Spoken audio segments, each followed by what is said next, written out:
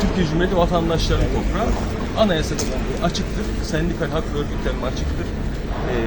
Bizle inatlaşmasınlar, gerekiyorsa bildirimde bulunsunlar, TCK 118'i ihlal ederler, 2 yılla 3 yıl arası, 2 yılla 3 yıl arası hapis cezasıyla uğraşırlar.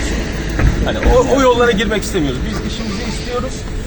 Evet, hepiniz hoş geldiniz. Bugün 6. günümüz. Direnişimize devam ediyoruz. Kazanacağız, yılmayacağız. Tüm Türkiye'ye tekrar sesleniyoruz. Devlet büyüklerimize lütfen bize destek olun. Biz her zaman konuştuk, her şeyi söyledik, her şeyi açıkladık, her şey ortada.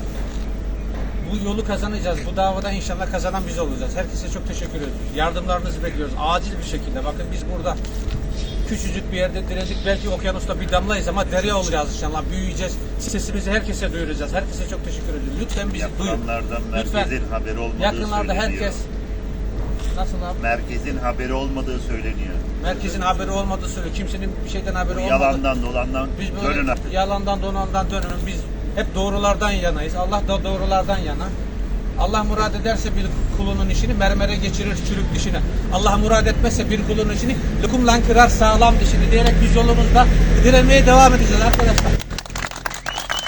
Yağmur bilmeyiz, biz bu yoldan dönmeyiz. Yağmur çamur bilmeyiz, biz bu yoldan dönmeyiz. Yağmur çamur